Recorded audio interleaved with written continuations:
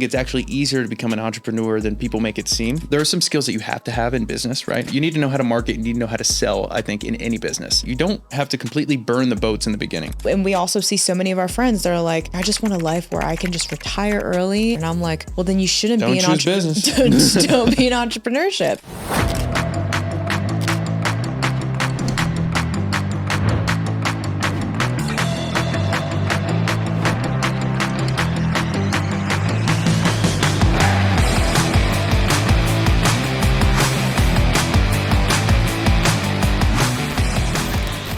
I think there's a good number of viewers that either are business owners or looking to become one. Let's say someone who's watching has absolutely no experience in business, but wants to start one. So what do you think they should do first? That's a great question. I think it really depends on where they're actually starting off. Right? Like, have they thought about it in the past? Have they dabbled in like side hustles? Like, or are they starting from scratch? Like, is it zero? Let's just say somebody that literally has no freaking idea. They're working a 9 to 5, right? And they're looking to get out. I feel like there's a lot of people that do that, right? So like somebody that's working a 9 to 5 has a college degree, but is very miserable with their lives. What do you think would be like the first initiative they should take? Okay, so there's a couple of important things to think about here to begin with. So number one, usually someone who has a college degree and has a job, they have something to lose. So they're not necessarily in a position where they have nothing to lose, which kind of makes you more powerful. True. So they might have a comfortable income. They might have even worked on starting a family or whatever it might be. They probably are paying for rent. They're probably paying for a vehicle, etc. You can't just lose your income. So one of the things that I would do is you need to have a direction that you want to move into. So step number one would be find out what your inherent skill sets are. You might have earned some skills from going to college or from having the job that you're working in day to day, etc. And there might be some things that you're naturally good at. Then you need to align those with a career that you're more fond of or just a business in general. And then that's how you start inching away at moving towards that. The number one thing that I would do, there are some skills that you have to have in business, right? In general, like you need to know how to market, you need to know how to sell, I think, in any business. Now, it starts to evolve and become more and more complicated as you scale up in businesses. You can't just worry about marketing and selling always. One of the things that I would do, I would find a way to put myself in a position to earn those skill sets and get paid at the same time. There's a lot of entry-level sales positions, for example, where you could learn how to sell, get paid, and still be working on your business on the side, especially if your current job has nothing to do with business or what you want to do in business in general. And it's just kind of like a placeholder and it's just you're making money, but you're not happy with what you're doing. I would say you need to put yourself in the position or get another job, even take a pay cut to earn the skills and get paid at the same time so that you're building yourself up to become a entrepreneur that you would like to be, if that makes sense. Yeah. And I think it's like also, you were saying inherently good skills, but one of that has to be just your natural ability to hold conversations.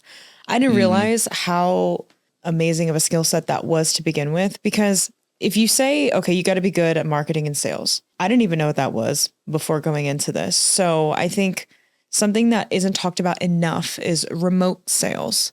So when people think about sales, I used to have like this negative connotation about sales, because whenever you think about sales, you think of car sales or just people that are trying to get you to buy in on something that isn't actually going to benefit you, right? That was my idea of what sales was, right? But then remote sales is something that not everybody knows about unless you're in the agency space or know marketing, right? So remote sales is honestly such a game changer because you're in the comfort of your own home. And two, you can have like an entry-level position, and there's something called setters and closers. So again, not sure what type of audience is watching this, but if you don't know too much about remote sales or high ticket sales, you could literally get on an offer. So most agencies or just online businesses, you'll see a lot of people that either teach people how to, I don't know, it could be so many different things, like starting real estate, Airbnb arbitrage, marketing companies, agencies, SEO companies. And your whole job is to take the leads that they're generating, hopefully through marketing, and calling them. You just have to have the ability to not persuade somebody, but basically just hold a conversation on the phone, and you set appointments. So there's kind of like a chain of commands, right? So there's the setters, or an outbound team that will set appointments, you triage them, you qualify them to make sure that they're actually interested buyers. Then you get them scheduled on a closer's calendar. Closers, you obviously make a little bit more commission because you're front facing with the prospect. And that in turn, I think is just such a different area of sales that isn't talked about enough, right? Because like you also started off as a setter and then a closer, and then you were like basically doing both all for one company. Yeah. Right. Yeah. Or something like that. Yeah. So that's actually interesting because, and that's kind of like the point that I was trying to make as well, is like, you don't always have to just spend a bunch of money to get started. A lot of people think they're like, I don't have the money or I don't have the time, which are just excuses. You can figure out how to get X, Y, and Z done if you truly prioritize it, in my opinion. I had someone message me the other day and they were like, I started a business. I invested all this money. If I had more money to invest, or let's say like if my parents had money, I would have more to lose, et cetera. It'd be easier to go for it. And I'm like, well, you don't necessarily need a bunch of money to start. I started by spending a bunch of money, but if I could go back and start over, I wouldn't have done it that way. So I probably spent like $40,000, money I didn't have, credit cards, personal loans, et cetera. And then I was like, okay, I am not going to go back and work at a hospital, but I still need to learn how to do this. Like I want to be an entrepreneur. I want to start something that is my own. And I decided to get a job instead. So I did all of this online research of like, setters, closers, online businesses, et cetera. And that was kind of the space I was moving into anyway. And I got a job as an appointment setter. And I was like, I can earn the skills, right? I can get better at sales, which is going to be huge in running my own business. Right. And I can get paid at the same time. So now I'm making money to become a better entrepreneur while I'm going throughout this process. So that's exactly what I did is I worked my way up the totem pole. I blocked off. I was like, okay, for the next 6 months, I'm just going to learn and earn at the same time. Yeah. And as I continued to get better, I made more money because the better you are at sales, the more commission you get. So I was able to have more money to invest and put back into my own growth or the business itself until I really made that decision to transition. But that is how I started. I decided to get those skills by working for somebody else's company. Yeah. And I think maybe that's the common misconception because whenever we talk to just newer entrepreneurs, they're like, well, I need my logo. My website's not done yet. And like, you know what I'm saying? Like, they're like, oh, there's like so many different things that I need in alignment before I even do anything. And I'm like, okay, so what if we spent 2 months on your logo and your website? That's not really teaching you anything. Yeah. So I'm very grateful that you obviously introduced me into this whole remote sales thing. And I was like, I think it was like what, like a 1,500 base, and then you get percentage commission. So you could easily, as an appointment setter, even like just elementary position, right? Like, again, you don't need any skills. Like, I think my resume was just changed or altered a bit. So it made it look like I had sales experience, but you got to win them on the interview. So like, if you have the natural ability to talk to somebody on Zoom, right, or in person, when you can hold a good conversation, they will automatically just like you and be like, okay, well, this person would be great on phones. Yes. Right. Yeah. So naturally, I got the job and then I did really well, but I think people focus on the wrong things. Yeah. And that's why I wanted to start this podcast with that question, because there's so many people that worry about the wrong things when they're trying to start a business. And we talk to these business guys all the time. Yeah. They're like, well, I need this setup first and this setup. And I'm like, but is that making you money? Yeah. Well, then, that's a great conversation to have, because I think it's almost just a distraction, and it's never true as well. Yeah. I talk to a lot of people that I've spoken to or I've jumped on calls with. I used to jump on a lot of calls with people who just needed help or needed some type of guidance. Yeah. So I'd jump on, give them guidance, wouldn't charge them anything. They would, offer to give me money, but I'm just like, no, like I'll help as much as I can in a period of 30 minutes. And then I'll talk to them like 2 months later and they're like, nope, still getting the website up or I'm still getting the logo formatted. And I'm like, there's no way for the last 2 months you spent every waking moment just like really working on that design or really working on the logo. Like, you're just not thinking about it and it's not a priority. Yeah. That is why you haven't spent the time on finishing that stuff. Even though it's not important at all in the beginning anyway. Let's just take into perspective. Let's say we did have to finish those things. You didn't spend 60 days like just, like in Spider-Man when he's trying to draw the outfit and he's ripping the page out. He's like, no, I don't like that one. It's like, that's not what you're doing with the logos. You're just not thinking about it. You're not prioritizing it. And but that worked out for Peter Parker. Yeah. But I think that's the big thing, is that it's not a priority. And the more you prioritize it, the more you're going to work on it. And I think it's directly correlated to the amount of self-belief. Like if I told you that I was able to be 100% certain that if you did X, Y, and Z, you would get this result, you'd be much more willing to actually put in the work to achieve whatever that is. Yeah. But because you don't believe in yourself, or a part of you just doesn't have that conviction, you don't prioritize it, but you like to work on it, and you might like to earn the label of being an entrepreneur because it's cool. It's flashy. Yeah, but you're not really, you have a lack of conviction, so you're not actually doing everything it takes to be an entrepreneur. Yeah, but I think that also is a topic that I'd like to discuss, about not having to know everything when you get started. Because when we first started, I would consider myself type A, where I need to know things ahead of time. I schedule things way in advance. Like I need to know exactly what time something's going to end, when it's going to start, what time we have to leave. But I tried to do that in the very beginning of our entrepreneurial journey, and it did not help, because that's the thing, is that you're not promised anything. Yes, you can strategize, but I personally don't think that you need to know everything when you get into business, because all of the adversities that you face actually teaches you a whole lot about yourself and just what you need to do in business, right? So yeah, you can read a ton of books. And I did that. I did everything that I could to read and expand just my knowledge and education in the space and understand like what I'm actually supposed to do. So I had some sort of blueprint to follow, but we didn't know everything. And we had to go through 2 full years of running a business to learn what we know now. And like, despite those challenges, like we were able to grow our business to where it is today, I think because we took the risks, and we had networks of people that we would ask tons of advice from, right? Like we have friends that are far ahead of us. We have friends that have been in the business game We way didn't longer. in the beginning, though. The only reason we have those connections is because we initially took the risk. Yeah. Yeah. So it's like we had nobody. We didn't have mentors, right? We just worked for failing businesses. So we were like, maybe we shouldn't do that. And that was like while we were closers and setters for those teams. But I think everything that you learn about business, you have to just do it. And that's the maybe like part of entrepreneurship that sucks, is that, you're going to have lots of trial and error, but I love the error portion and the trials and tribulations that we've been through, because we learned so much in every single step of the process. Yeah, that's huge. You're going to learn more doing it than you are preparing to do it. Like in T-ball, like you don't just watch videos on how to swing the bat and read like what you're supposed to do in order to make contact with the ball. Yeah. Like you swing and you miss, and then you're like, okay, like focus a little harder, keep my eye on the ball, swing again, you hit it, and then you miss the second time, and then you start getting to the point where you're hitting the ball every single time. And that's kind of exactly how it works, is just throw yourself into the fire and figure it out.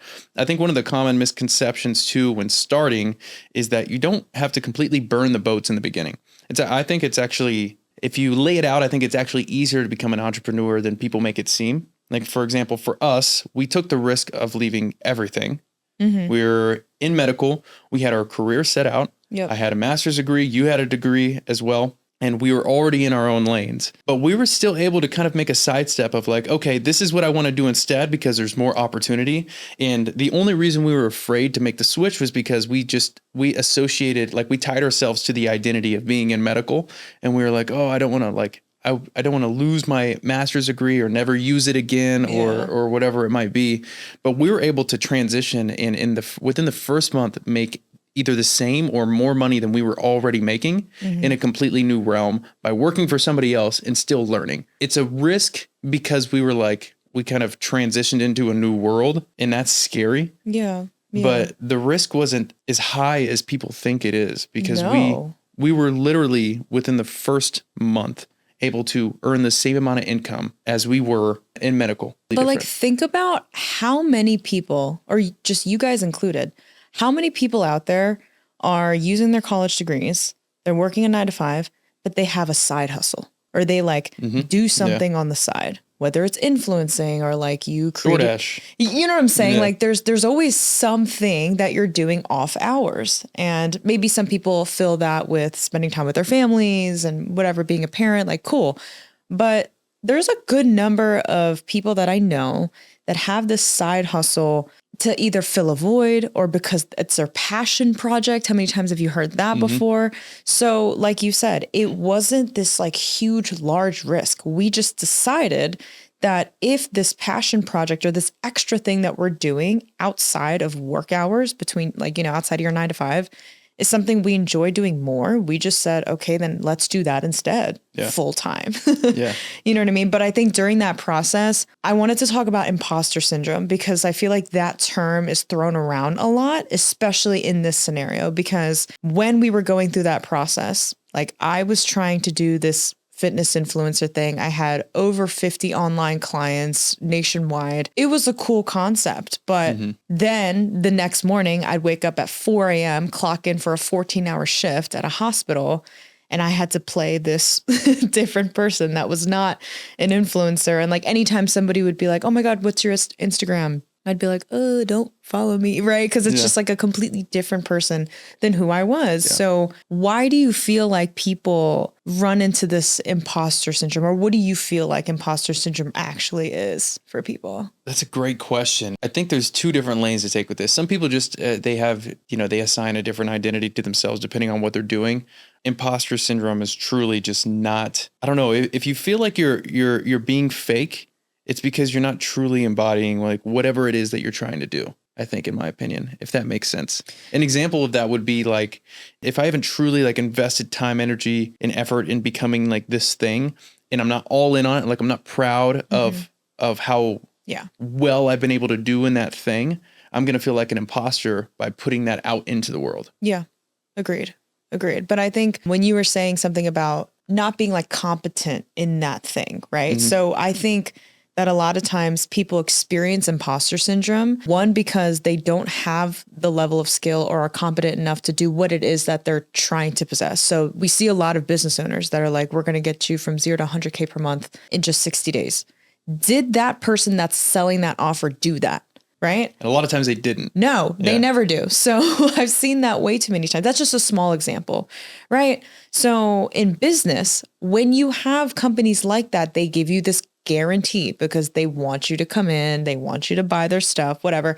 But we preach everything that we've done for Active Solutions to our clients. Yeah. And I think that's what makes us just stronger business owners, because we're like, hey, to our clients, I talk to them daily. I'm like, hey, I'm going to give you best practices on what worked for us, because I would be doing you a disservice if I tried to tell you something just based off of opinion or feelings, right? So when you and I were going through that whole process between like, you know, doing what our passion project was versus the medical field, like the reason I felt imposter syndrome was because I knew that I really wanted to do this one thing and it wasn't medical.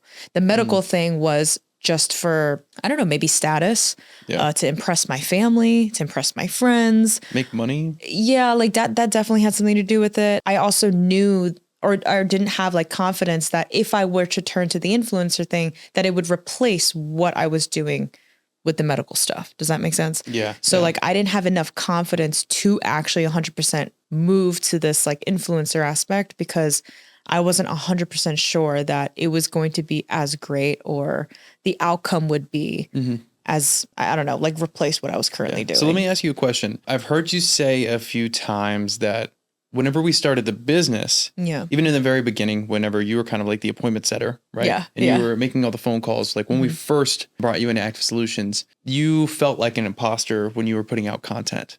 Oh my gosh, I hated it. So why did you feel like an imposter? Yeah, that's a good question. I'll tell you straight up, the reason that I felt this whole imposter syndrome when I switched over was because I used to be somebody, actually, I used to be a lot of different somebodies.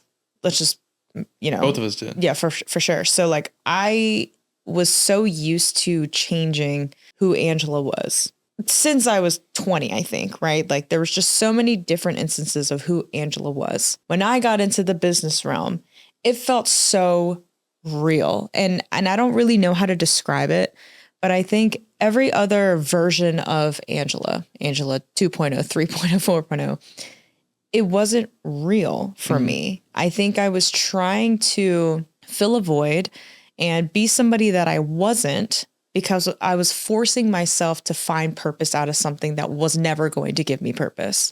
So when I stepped into the business realm of things, I realized how naturally I was good at it and saw the return, right? Like we were making a ton of money and I was like, wow, like this is real. And then I was scared of what other people were going to think of my new type of content. I lost like over probably like 8,000 to 9,000 followers since I started posting business content.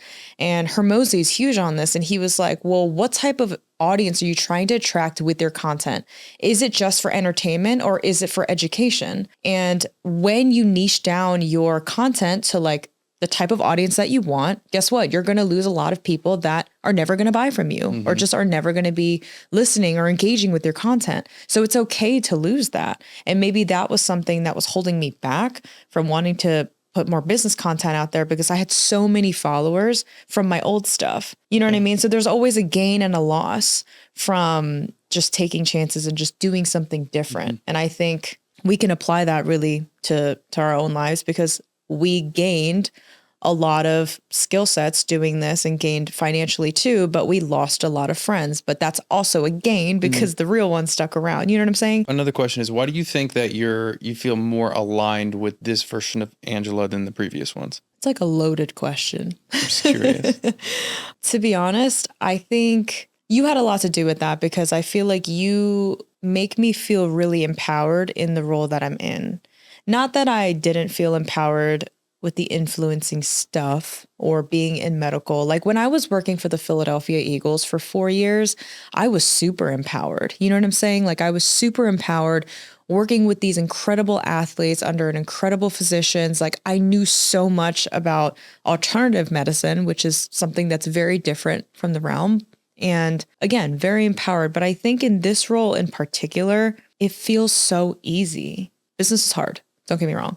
But I think who I am as the chief of operations and active solutions is like kind of where I'm meant to be because it feels very natural and I enjoy doing it. We talk about it daily and it's not an act that I have to put on and I don't ever have to clock out from it, if that makes sense, right? It's like when I was doing that stuff in the past, it was like, okay, let me take a little selfie video of me influencing or let me record, you know, like doing cupping or some sort of therapy on people because this is so cool. And then as soon as I clock out, I just wanted to be me. And I didn't have the opportunity to really do that in the past Angelas that I was in. Does that make sense? Yeah. And I think this is a different type of conversation, but I also think that you have multiple aspects of who Angela is. The way that I'm trying to put this is like you have multiple aspects of your life, right? Yeah. And when the old Angela had like, I want to be this type of person, but I have to be this type of person, like when I'm at the hospital. Yes. And you might even kind of be ashamed of what you are outside of the hospital, which is why you didn't want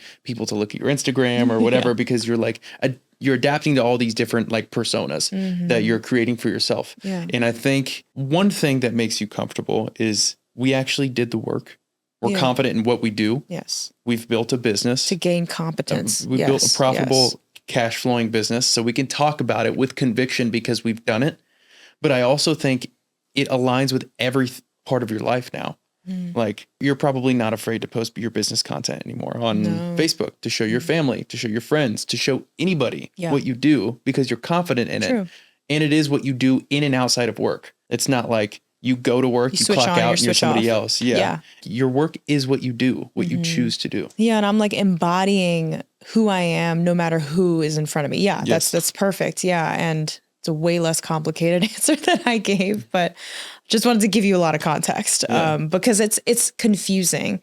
Like I'm telling you, it's really hard to talk about because I've battled with this, I think my whole life, like since I was in elementary school, because I lived in a very Caucasian, heavily or dominant area. Okay. You have something against white people? No, not at all. I just was like one of the 5 Asian people in my graduating class. Okay. And then I probably had like, oh my gosh, like 10 other ethnic friends that were in my school, like Yeah. fully, right? So since I was in kindergarten, I was always made fun of for having smaller eyes. I was always made fun of for just like bringing weird things to school. Like my Asians, y'all know that our parents love to use any type of container as just like a way to wrap our food up. So like a Cool Whip box, like, you know what I'm saying? Like those containers, it was Or like never butter. Yeah, like it was never real Tupperware because we couldn't afford it, right? Or just it was convenient. So y'all know what I'm talking about. I'd be making fun of for the stuff like that. My food would smell different. So growing up constantly wanting to adapt to the environment around me and feel accepted by everybody, and when you're conditioned to do that your entire life, I'm telling you, leading into college, same thing.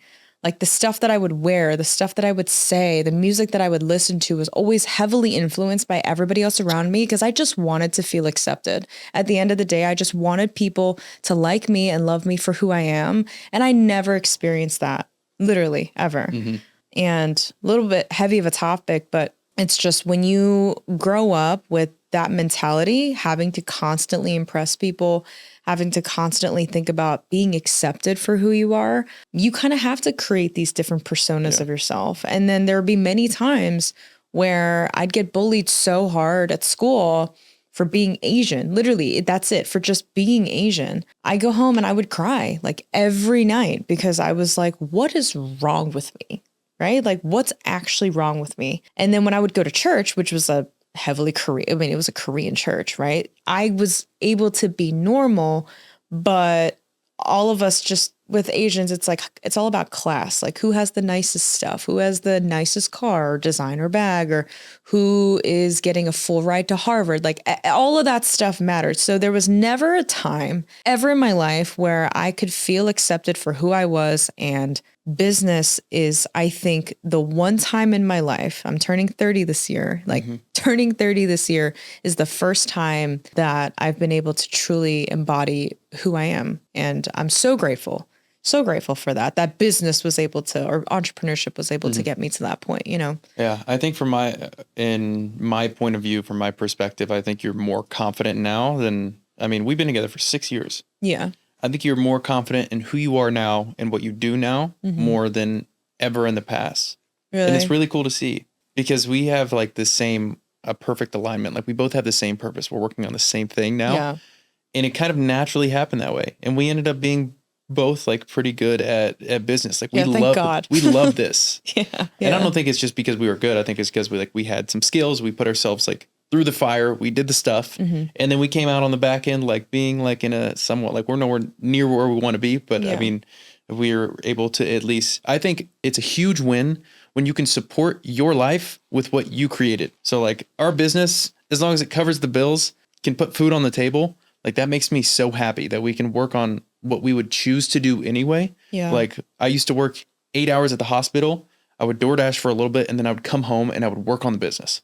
So that's like what I chose to do with my free time, which is another conversation. Is a lot of people tell me that they think I overwork myself or that we work too much. Yeah. But this is what I chose to do outside of work before. Yeah. So it's like I would choose to do this anyway. But I think it's cool that we're able to do what we would choose to do anyway, even if we did have a full-time job and it covers all of our expenses. That is a huge win. It doesn't matter how much you make. If you can live off of what you created, it's very powerful. Yeah. And I appreciate you saying that because I think over the past 6 years that we've been together, we've been so many different versions of ourselves. Everybody that used to give us advice would be like, you're working too hard, whatever. But that's, again, the switching on and switching off aspect. Like when you clock out from your 9 to 5, you don't got to worry about that for the rest of the time until you clock back in, like especially medical. As soon as you clock out, you don't got to worry about that patient no more. And you don't want to. Yeah. It's like the next shift of people, whether it's nurses, doctors, right? It's their problem now. So like for us, we really enjoy talking about business all the time. So shutting off is not a thing. And we also see so many of our friends that are like getting into the business realm and they're like, I just want a life where I can just retire early and like not have to work as hard. And I'm like, well, then you shouldn't be an entrepreneur.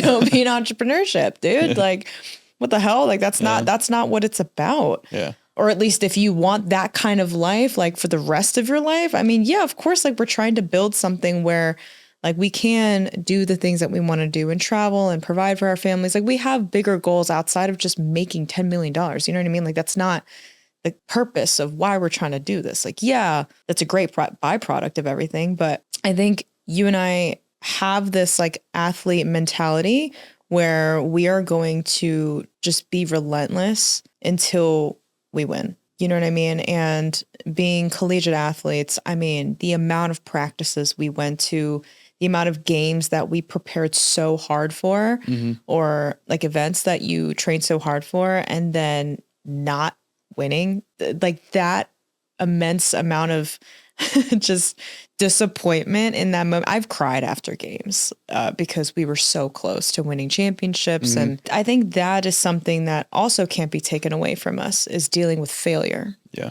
Like whenever you would train so hard, I mean, the Olympics just happened. So like when all these athletes train so hard for some people, like for 30 seconds or 20 seconds of one race or something like that. Like how did you deal with failure? I think track is super intense because, at least for me, I was on a volleyball team. So there was 6 people that could mess up.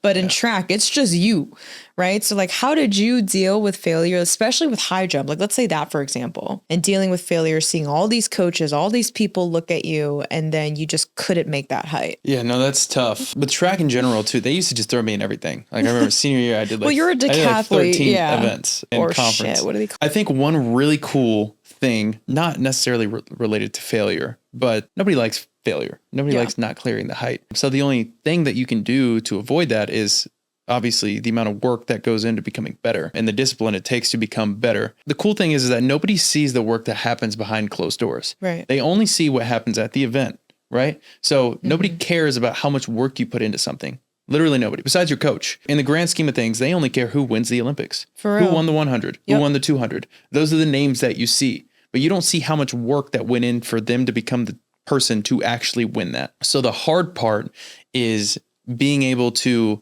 become obsessed and focused and put in the work and be disciplined so that you're not missing out on the work that you're putting in, because it adds up over time. Yeah. If you have a year where you're, putting in X amount of hours or whatever it might be, but you're also like taking all of the weekends off and, you're not taking care of yourself and you're not doing the things that you should do, those little fragments of your week add up over time and it leads to you getting left behind. People are only going to see what happens externally. And I don't say this because money's the most important, but like the revenue of your business, the profits of your business, those are all milestones that show a trajectory of like how well you're doing in business. Yeah. Like your lifestyle. Exactly. What you're driving. Exactly. Well, yeah. So, but that's the stuff that people see, right? Or even naturally you have like stuff like this, like we're able to do a podcast, we're able to, get invited to speak on stages, etc. Like all of that stuff externally shows that, oh, they must be doing something right. Right. But behind closed doors, it's a lot of work that nobody sees. Like it's a lot of like waking up early. It's a lot of staying up late. It's a lot of doing all of the little things, running numbers every single week. Yeah. Like pillow talks. The just constant focus and discipline and work that goes into one single moment where you get to shine, which is like your Olympic finals 100-meter dash. Yeah. It's 9 seconds that defines all of the work that you have done for the past 4 years. Yeah, it's crazy. It's massive. And, it's not that I want anybody to feel bad for us or have compassion towards like how we're doing. Like we chose this, we know what we're getting into. But I think there's a lot of entrepreneurs that actually don't recognize that. And they think it is just going to be an easy life where you just make a bunch of money, charge people a bunch of money, and then that's it. You get the nice cars and the nice house. But like, if you want to sustain something for longer, for life, like till you die, and then that actually like goes on to your own generations, like whether you want to have kids or not, right? There's so much more depth to being a business owner, and building that resilience, I think has honestly strengthened us as partners. Cause like we could say that about our relationship. We could say that about business, our friendships. And that's why we don't shut off, because we recognize that very early on. Why do you take Saturdays and Sundays off? Like, why do you go on vacation? It's because you're trying to take a break from something that you hate, but like, we don't need that. we actually love this. Yeah. That's a huge piece to the puzzle, because a lot of people will say like, I don't want to do all of this work and I don't want to work 12 hours a day or 16 hours a day or whatever. But if you find something that you love so much that has given you the, not immediate, but it has given you at least a small piece of gratification, that something that you have chosen to do has led to like a pretty cool result, or you've been able to turn, like it's something that's your own that you've built, it won't be work. You're going to choose to put those hours in because you've already gotten the gratification or feedback loop that what you're doing is working. And it's something that you've picked, that you're passionate about, that you love, that has gotten that result. Yeah. So it's a mix of, sometimes you have to wake up a little bit earlier than you would like. And sometimes you have to do some stuff that you don't want to do, but it's the reason why. It's the why that gets you to become more disciplined than it is to just force yourself to do something that you don't want to do every single day. That's not what it's about. Yeah, no, for sure. And I want to wrap up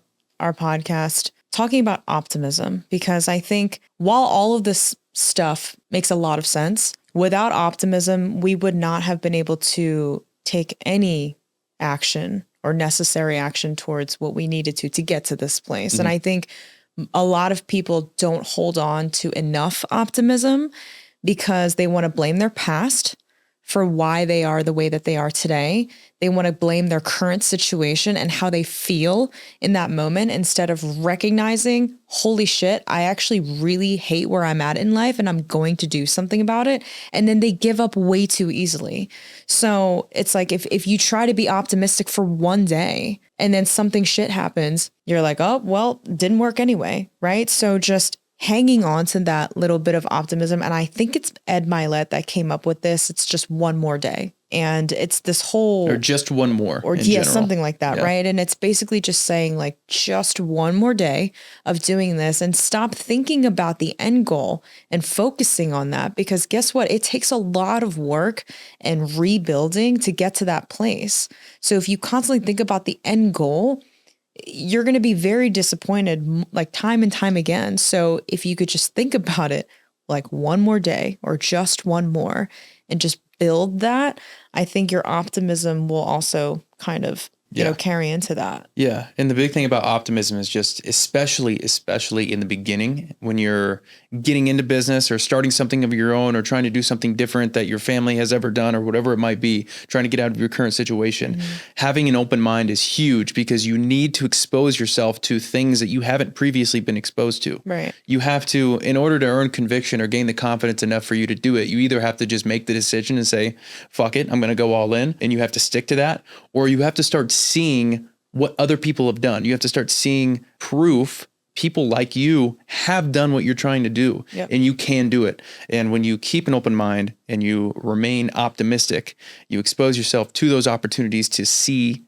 all of the people who have reached a certain level of success doing something that you are trying to do. It starts to increase your own conviction that maybe you could do it as well. And that's going to increase the probability of you actually trying to do it. Yeah. And you can only do that by doing the actual work. So practicing optimism doesn't just mean that you're positive.